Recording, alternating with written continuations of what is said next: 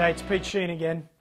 As you know, I'm the CEO of ChangeLabs, and ChangeLabs is effectively in the business of architecting and executing large-scale behaviour change, whether it be cultural transformations or whether it be in some of our projects, transforming the education community and how it uses technology in the classroom. So as a business, we constantly seek deep insight and great research in fields like psychology, economics, and in much more recent years, behavioural economics. And I came across a brilliant piece of work by some of the true pioneers of that field of behavioural economics. And it's a book that some of you, I hope, have heard of called Nudge by Thaler and Sunstein. These guys are true pioneers in this space. And this is a fantastic book in my mind about applying some of the principles about how people truly behave, the unconscious biases, heuristics, etc., that force them to behave in one way rather than another, where in some cases defies even what we would traditionally consider to be rationality.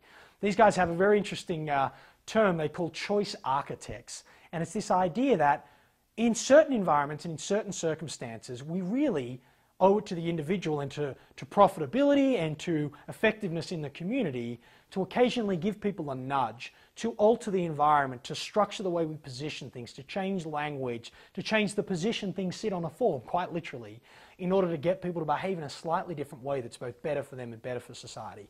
Now, knowing these two researchers, they're very clear on not being paternalistic, but about creating better outcomes for everyone, not as judged by them, but as judged by the individual. You know, you think about changing the height of a product in a retail environment to make sure it's at eye level. Makes it easier for people to get access to that. If you think about people wanting to lose weight and how that's a deep desire that they might have, yet they can't organize their environment, organize themselves in a way to get it done.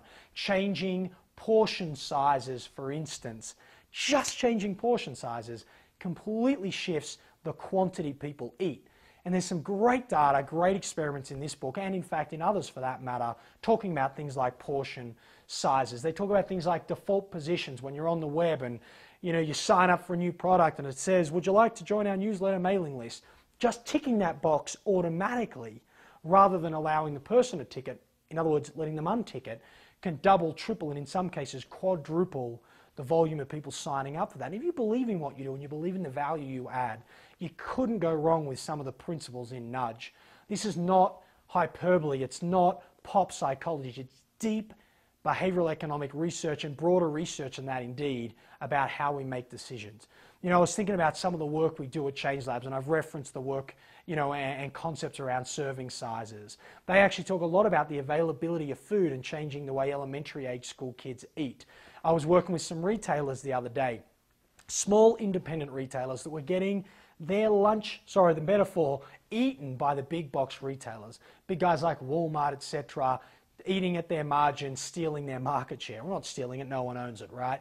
But they just didn't understand how simple things that you could alter in the environment, which at ChangeLabs we call structural pressure, changing things in the environment can truly change the experience in store. So for instance, we were talking about where they put baskets. If you put a basket at the front of a retail store, people don't pick it up as they walk in for two reasons. Number one, they're not focused on looking around their periphery when they're walking in, they're focused on getting what they want. And two, they don't think they're going to make impulse purchases, so they don't pick up the basket.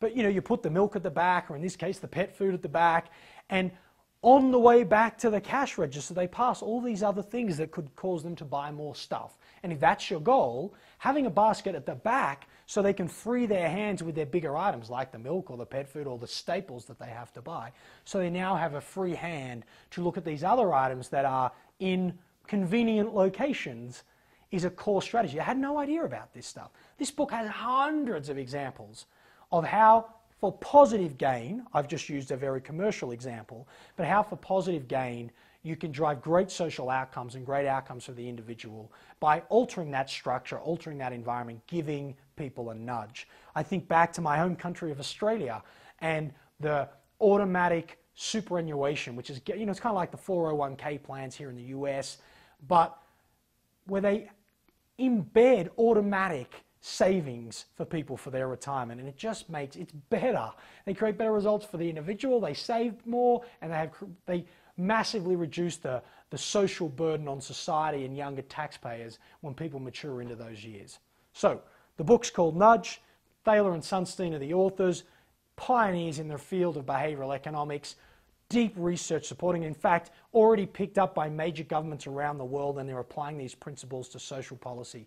If you're any interest in behavior change, any interest in social transformation, any interest in cultural transformation, or you're just a leader, or you're just an individual who wants to change their own behavior, get a copy of Nudge. It's a fantastic book.